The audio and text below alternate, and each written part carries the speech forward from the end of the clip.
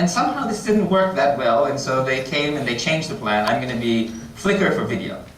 And I listened to that and I said, maybe, but video is not such a hot thing, people aren't doing. And then the next pivot that they made was, oh, MySpace is going like crazy. We're going to become the way to do video embedding in MySpace. And then everyone on MySpace wanted to do video, and it took off, right? And so even though Google Video was technically better than YouTube at the time, YouTube came up with this amazing distribution mode, which is piggybacking on MySpace, and they took off. If they had stuck to this plan, or if they had been working to perfect it for 2 years before they launched it, they would have utterly failed, right? So this is just one example, but PayPal was a mobile app. You know, there are a few companies like Amazon, which looks a lot like the original plan. But most companies look very, very different. And the idea is that you need to be very iterative and you can't worry about your plan so much. And there's another word which I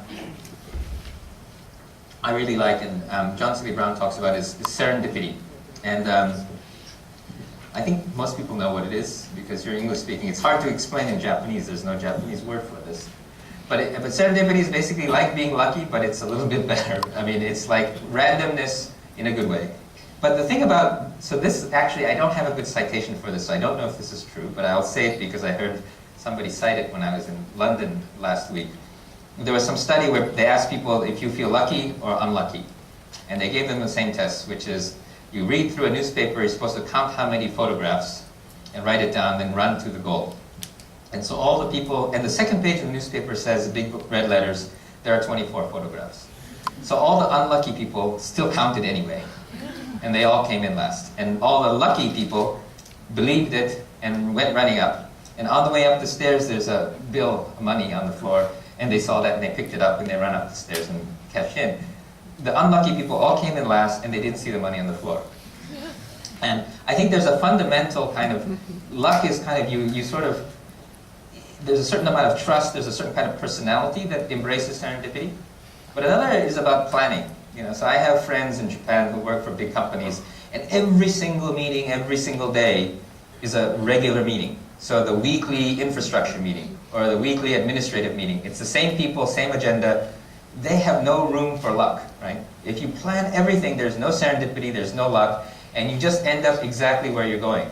This is also actually, by the way, the same when you're doing research, or innovation, or studying in school. If you know the answer before you start, you're not going to discover very much that's new.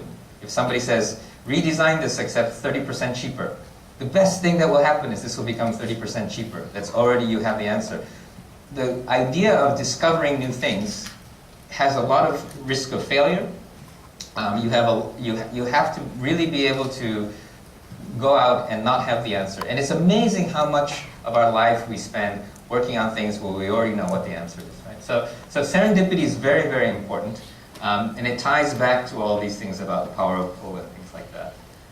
And this guy, this controversial guy in the US, Timothy Leary, he was, and he's dead already, but he had a great phrase, which was question authority, think for yourself. And again, this may sound kind of controversial, I guess it's controversial, but if you think about science, which is not so controversial, you never win a Nobel Prize without overthrowing the authority above you. Question authority doesn't mean disrespect your professors. It means when the professor is telling you something, always ask, is there something different? Is there something bigger? Should I open this black box that they're giving me and look inside and say, maybe there's a fundamentally different way to do it? And it's also very important, this think for yourself part, because if you are, especially in Asia, we are often taught to be very like, oh, you're just like everyone else. It's often a kind of typical thing to try to create order.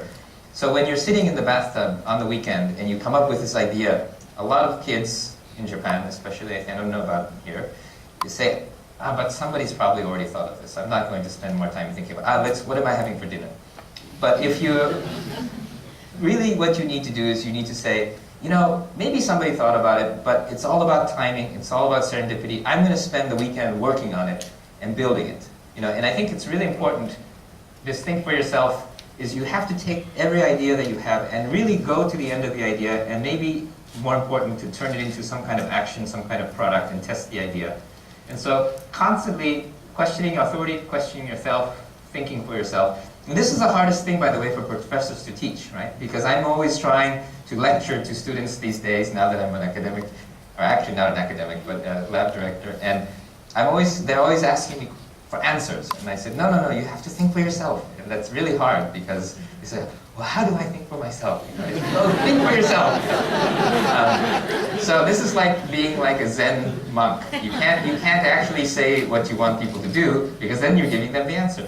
You have to kind of create the environment for people to think for themselves, which is the environment of building things, the environment of writing your own things, and create a culture of thinking for yourself, because it's not something you can just come up to somebody and tell them to do. So let me talk a little bit about